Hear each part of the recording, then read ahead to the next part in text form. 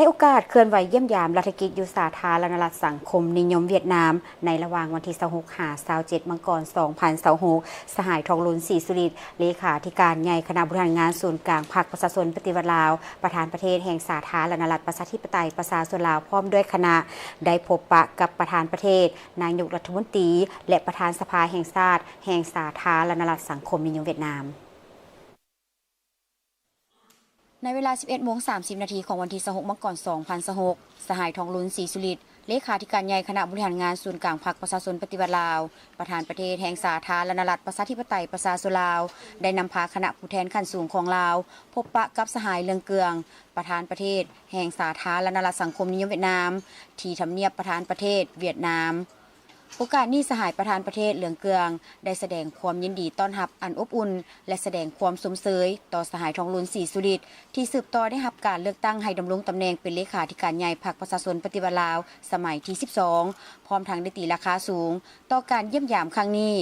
ซึ่งเป็นประเทศทำอิฐของการเคลื่อนไหวเวียกงานการต่างประเทศของสหายทองลุนศรีสุริตและเป็นเหตุการณ์ทางด้านการเมืองที่มีความหมายสำคัญทางประวัติศาสตร์ประกอบส่วนอันสำคัญเข้าในการเสริมขยายการพัวพันร่วมมือสองฝ่ายให้เข้าสู่ล้วงลึกพร้อมนั้นสหายทองลุนศรีสุริตได้แจ้งให้ทราบโดยย่อเกี่ยวกับสภาพการภายในของสาธารณรัฐประชาธิปไตยประชาชนลาวก็คือผลสำเร็จของกองประชุมใหญ่ผู้แทนทั่วประเทศครั้งที่12ของพรรคประชาชนปฏิวัติลาวที่ได้อัดลงอย่างจบงามในต้นเดือนมังกร2026ผ่านมาพร้อมทั้งได้ถือโอกาสนี้แสดงความขอบใจและความรู้บุญคุณเป็นอย่างสูงต่อพรรครัฐและประชาชนเวียดนามอ้ายน้องที่ยามใดก็ให้การสนับสนุนและช่วยเหลือสาธารณรัฐประชาธิปไตยประชาชนลาวอย่างเสมอต้นเสมอปลายแต่ระยะแห่งการต่อสู้กู้ชาติในเมื่อก่อนก็คือในภารกิจแห่งการปกปักรักษาและสร้างสรรค์พัฒนาประเทศชาติในปัจจุบันในโอกาสดังกล่าว2ฝ่ายได้ตีราคาสูงต่อสายพัวพันมิตรภาพและการร่วมมือรอบด้านระหว่าง2ประเทศลาวเวียดนามแม้สืบต่อได้รับการเพิ่มพูนคูณสร้างและพัฒนาเข้าสู่ล้วงลึกอย่างบ่หยุดยั้งในขงเขตเวียกงานพิเศษ2ฝ่ายได้ยืนยันเพิ่มพูนคูณสร้างสายพัวพันมิตรภาพอันยิ่งใหญ่ความสามัคคีพิเศษการร่วมมือรอบด้านและหุ้นส่วนยุทธศาสตร์ให้นับมือได้รับการขยายตัวยิ่งขึ้น2ฝ่ายได้เห็นดีสืบต่อรักษามูลเสื้อการแลกเปลี่ยนเยี่ยมยามและการพบปะซึ่งกันและกันระหว่างการนำขั้นสูงของ2พรรค2รัฐก็คือบรรดากระทรวงแขนงการนับแต่ศูนย์กลางฮอดท้องถิ่นอย่างเป็นปกติสืบต่อหัดแน่นและประสานสมทบกันอย่างใกล้ชิดในเวียกงานป้องกันชาติป้องกันความสงบสืบต่อเสริมขยายการร่วมมือด้านการค้าการลงทุนการเชื่อมโยงเศรษฐกิจด้านวัฒนธรรมสังคมและการศึกษาให้มีบาดก้าวใหม่ที่มีคุณภาพกว่าเก่าจากนั้นเวลา 16:00 สหายทองลุนศรีสุริตเลขาธิการใหญ่คณะบริหารงานศูนย์กลางพรรคประชาชนปฏิวัติลาวประธานประเทศแห่งสาธารณรัฐประชาธิปไตยประชาชนลาวได้นำพาคณะผู้แทนขั้นสูงของลาวพบปะกับสหายฝามิงจิงนายกรัฐมนตรีแห่งสาธารณรัฐสังคมนิยมเวียดนามที่ห้องว่าการรัฐบาลในโอกาสนี้2ฝ่ายได้แลกเปลี่ยนความคิดความเห็นอย่างกงไปกงมาและตีราคามากผลของการพัวพันร่วมมือระหว่าง2ประเทศในระยะผ่านมา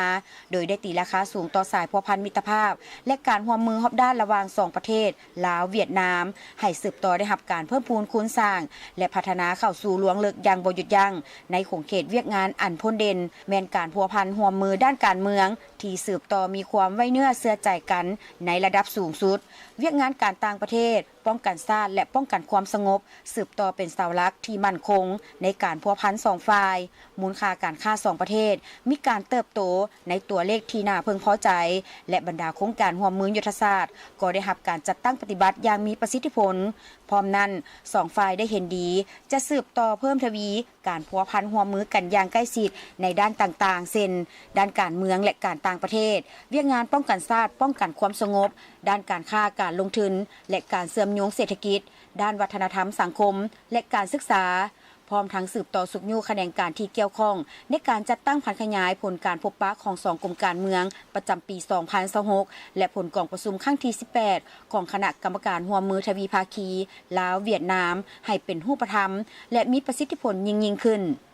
ใน ในโอกาสนี้สหายนายกรัฐมนตรีฝ่ามิงจิงได้แสดงความยินดีต้อนรับอันอบอุ่นและแสดงความสมเสยต่อสหายทองหลุนศรีสุริตที่สืบต่อได้รับการเลือกตั้งให้ดำรงตำแหน่งเป็นเลขาธิการใหญ่พรรคประชาชนปฏิวัติลาวสุดที่12พร้อมทั้งได้ตีราคาสูงต่อการเยี่ยมยามครั้งนี้ซึ่งเป็นประเทศทับอิฐของการเคลื่อนไหวเวียกงานการต่างประเทศของสหายทองหลุนศรีสุริตภายหลังได้รับการเลือกตั้งให้ดำรงตำแหน่งเป็นเลขาธิการใหญ่คณะบริหารงานศูนย์กลางพรรคประชาชนปฏิวัติลาวสุดที่12ซึ่งเป็นขีดหมายทางประวัติศาสตร์อันสำคัญและจะประกอบส่วนอันสำคัญเข้าในการเสริมขยายการพัวพันหัวมือ2ฝ่ายให้นับมือนับก้าวเข้าสู่ล่วงเลิกในวันเดียวกันนี้สหายทองหลุนศรีสุริตเลขาธิการใหญ่คณะบริหารงานศูนย์กลางพรรคประชาชนปฏิวัติลาวประธานประเทศแห่งสาธารณรัฐประชาธิปไตยประชาชนลาวได้นำพาคณะผู้แทนขั้นสูงของลาวพบปะกับสหายเจินแทงเหมือนกรรมการกรมการเมืองศูนย์กลางพรรคประธานสภาแห่งชาติแห่งสาธารณรัฐสังคมนิยมเวียดนามในตอนบ่ายของวันที่26มังกร2026ที่หอสภาแห่งชาติในโอกาสดังกล่าว2ฝ่ายได้เห็นดีจะสืบต่อเสริมขยายสายพัวพันร่วมมือระหว่าง2องค์การนิติบัญญัติให้เป็นมากผลตัวจริงและก้าวเข้าสู่ล่วงเลิกโดยจะสืบต่อร่วมกันจัดตั้งปฏิบัติบรรดาบทบันทึกช่วยจำที่2สภาแห่งชาติได้ลงนามร่วมกันให้กลายเป็นรูปธรรมและมีประสิทธิผลสูงสืบต่อสุขยุรัฐบาล2ประเทศให้การจัดตั้งปฏิบัติบรรดาสัญญาสนธิสัญญาและข้อตกลงต่างๆที่2ฝ่ายได้ลงนามร่วมกันสืบต่อสุขยุการพัวพันร่วมมือด้านเศรษฐกิจการค้าและการลงทุนให้มีการขยายตัวสูงขึ้นให้สมคู่กับการพัวพันทางด้านการเมืองที่อยู่ในระดับสูงสุดสืบต่อประสานสมทบแลกเปลี่ยนข้อมูลสนับสนุนซึ่งกันและกันอย่างแน่นแฟ้นในเวทีรัฐสภาภาคพื้นและสากลเพื่อปกป้องรักษาผลประโยชน์ร่วมกันและยกสูงบทบาท2ประเทศและพิเศษแม้นการแลกเปลี่ยนบทเรียนและประสบการณ์ร่วมกันในการกัดเกี่ยมการเลือกตั้งสมาชิกสภาแห่งชาติและสภาประชาชนขันแขวงสุดใหม่ที่จะมาถึงนี้สหายเลขาธิการใหญ่ประธานประเทศทองหลุนศรีสุริตก็ได้แสดงความขอบใจต่อการต้อนรับอันอบอุ่นในครั้งนี้และได้แสดงความสมเสยต่อสหายเจินแทงเหมินที่สืบต่อได้รับการเลือกตั้งเข้าในคณะบริหารงานศูนย์กลางพรรคคอมมิวนิสต์เวียดนามสุดที่14เช่นเดียวกันพร้อมนั้นสหายทองหลุนศรีสุริตได้แจ้งให้ทราบว่าสาธารณรัฐประชาธิปไตยประชาชนลาวกำลังขุนเขี่ยวก้าเกี่ยมอย่างรอบด้านเพื่อดำเนินการปอนบัตรเลือกตั้งสมาชิกสภาแห่งชาติสุดที่10และสภาประชาชนขันแขวงสุดที่5ในทั่วประเทศซึ่งจะมีขึ้นในวันที่22กุมภาพันธ์2026ที่จะมาถึงนี้ภายหลังการเลือกตั้งจะดำเนินกองประชุมครั้งปฐมฤกษ์ของสภาแห่งชาติสุดที่10ในระหว่างวันที่23-28 มีนาคม2026เพื่อหับฮ้องเอากงจักการน้ำขั้นสูงของรัฐและวางทิศทางแผนการเคลื่อนไหวขององค์การนิติบัญญัติในระยะ5ปีต่อหน้าในตอนท้ายสหายทองหลุนศรีสุริตได้แสดงความขอบใจเป็นอย่างสูงต่อสภาแห่งชาติเวียดนามที่ได้ให้การสนับสนุนอย่างเสมอต้นเสมอปลายให้แก่สภาแห่งชาติลาวซึ่งเป็นการประกอบส่วนอันสำคัญเข้าในการสร้างความเข้มแข็งให้แก่องค์การตัวแทนแห่งสิทธิและผลประโยชน์ของประชาชนลาว